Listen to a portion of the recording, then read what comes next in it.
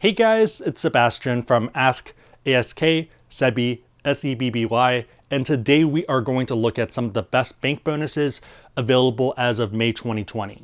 Before we dive in, instead of liking the video, the big favor is to share this with someone who would benefit from this, just because I feel like for a lot of people right now, they'd happily have a few extra $100. So the format for this video is going to be us looking at low-hanging fruit offers, so these are going to be easier to get than the harder ones that either require a larger direct deposit or just more money. And then the final one is going to be a high interest one, but also why it might not make sense for a lot of people. One big thing to remember is that a lot of these are based off quotas, so if they hit their quota, it might end before the stated dates. So if you see an offer you like, I would grab it sooner rather than later. One other thing too that people ask about for these videos is how do you manage all of these accounts? I'd recommend either using Mint or Personal Capital just to keep track of everything.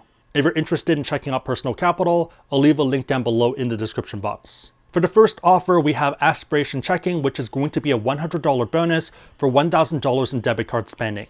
Pretty straightforward offer, and I think it is pretty good. Some people will argue that, well, if you compare this to low-hanging credit card offers, this isn't really as good, just because for a lot of those, you're typically getting $150 or $200 for $500 in spend, and here you're getting less than that, $100, and you have to spend $1,000. So there is that argument, and I think it's fair, but at the same time, you can still do both.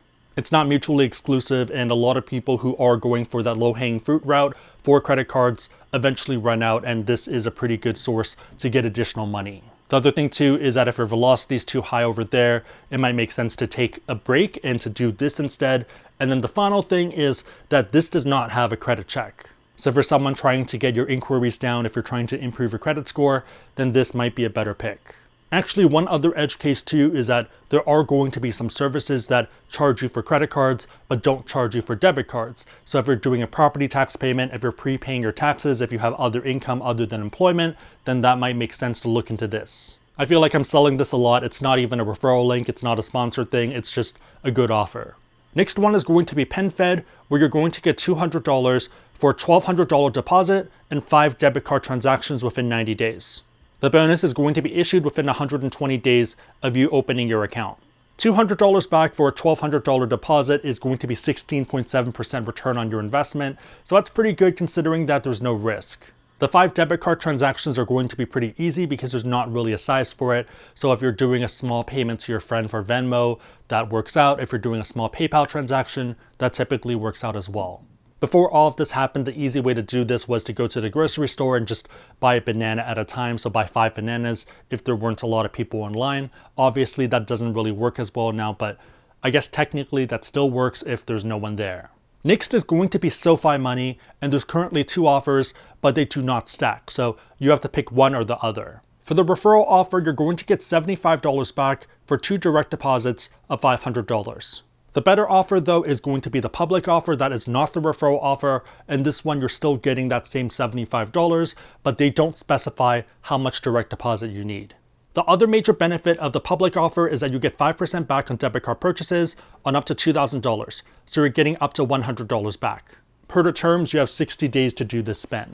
I'll leave both links down below in case they get rid of that public offer, since it is related to their stimulus marketing. So if they run out of budget for that, they might end up pulling it. But I think if both offers are alive, I would go for that public offer instead of the referral one. One of the focuses for the channel is to give you the best offers, and the public one is clearly better. If you are someone that wants to help the channel though, we do have a Webull offer that is going to be 2 free stocks for a $100 deposit. That's currently the best offer out right now for that. It is a brokerage, so a bit different, but I think it's also a low-hanging fruit one that makes a lot of sense. Be aware that that offer ends on May 11th, and after that, it's going to drop back down to 1 stock instead of 2 stocks. Link to that is going to be down below in the description box. Main takeaway is that it's a pretty similar investment platform to something like Robinhood, so if you like Robinhood, you're probably going to like Webull. Moving on to the next one, and why I ended up doing that analogy with Robinhood, is if you want to feel like Robinhood, Wells Fargo has a pretty good offer where you can get $400.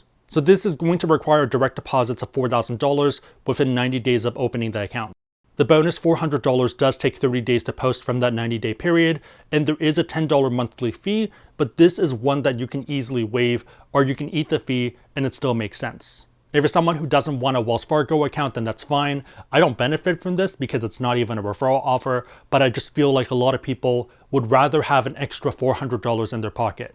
So there's 3 easy ways to dodge that $10 monthly fee, and that's going to be either maintaining a $500 direct deposit, a $1,500 daily balance, or 10 debit card transactions.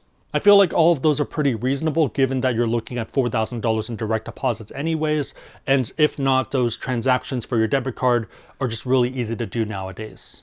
Absolute worst case, if you don't want to do any of that, let's say you have to keep the account open for 4 months, so $10 in fees times 4 months, that's $40. First month is typically waived anyways, but let's assume it's not. So $40 in fees to get $400. I'll happily do that every day, all day. Continuing on with direct deposits, if you are someone that has a bit more, then HSBC has a pretty good offer where you can get up to $700. So this is going to be a bit different, but you're going to get 3% back of your direct deposit up to $120 per month. This is going to be for the first 6 months, and given the math, you want your direct deposit to be at least $4,000. $4,000 ends up maxing out that cash back, and I think it's a pretty good offer if you have direct deposits that are high enough. The one big thing to be careful with here is that there is a $50 per month fee if you don't get it waived. So unlike the Wells Fargo one, I don't think I'd be as willing to eat this one just because $50 is substantially more money and that eats into your profits. They waive this fee if you have either a mortgage with them or if you have $75,000 in assets with them, but I think for most people here, the easiest way is going to be $5,000 in direct deposits. So instead of $4,000, you have $5,000, an extra $1,000 to waive that $50 fee, to me at least, is well worth it. One other thing to be careful with here is that you're not eligible for this bonus if you have had an account pretty much within the last 3 years. So if you had an account between March 29th, 2017 and March 29th, 2020, you're not going to be eligible for this. So for me, looking back into my emails, I did have an account summer of 2017 where I got a pretty good bonus. So sadly, I'm not eligible for this. There's 2 left. One is going to be one for people who have a lot more money. And then the final one is going to be that high interest one. If you are someone that doesn't want to move their direct deposits around, Citi does have 3 different offers that probably make sense for a lot of people. You can either get $200 back, $400 back, or $700 back, but the deposit requirement is going to be pretty different. $5,000, $15,000, and $50,000 respectively. Given the return on investment, the $200 one makes a bit more sense, but it does depend on how much capital you have. So those percentages don't look that good, but if you annualize them, so if you look at them based off how long you have to keep money in there for, it's 12.1, 7.9, and 4.3% respectively. So substantially better, and then if you factor in that it might be a bit faster, you can probably double those rates. You might be thinking, why are we talking about these annualized rates? And the reason is because for that last high interest account, it ties in pretty well. For the My Consumers account, there's going to be 3 different levels, and we want to go to that level 3. So for level 1, you're getting about 2% on up to $10,000, and that requires debit card transactions and mobile deposits or direct deposits of $500. So pretty easy, but 2% isn't really that substantive compared to the ones that we saw previously when the interest rates are a lot better. The second level is about 3%, and it's level 1 requirements along with spending $500 on their credit card. So not bad, but the fact that you have to add a credit card is going to be problematic for a lot of people who might not want to do that. Level 3 is going to be 4.09% on up to $10,000, and it requires everything from level 2 in addition to spending $1,000 on their credit card. If you do all of this, you're going to get $400 back over a year, which is $33 a month. For some people, I think it's going to make sense, especially if you already have one of their credit cards.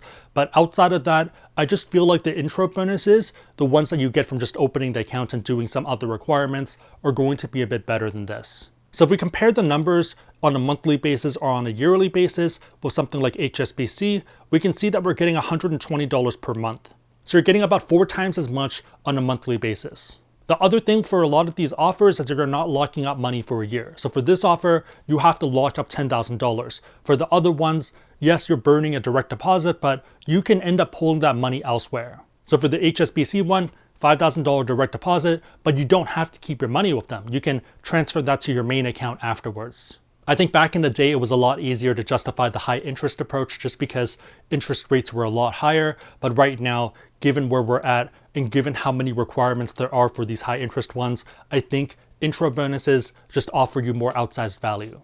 On that note, if you are someone that wants to get 2 free stocks, referral link for Webull down below. Very easy way to support the channel and definitely helps us out. My question for you guys is, of these offers, which one is the most interesting to you? I think the Wells Fargo one as well as the HSBC one is definitely interesting given the little work that you need to do and how much value you can get. If you liked the video, give it a thumbs up. It really helps us out. If you know anyone out, Mandy has a video on her channel comparing different brokerages. Please go to her channel and watch it and like that video and maybe subscribe to her channel. But hopefully you guys liked it and hopefully I'll see you guys next time. Please stop.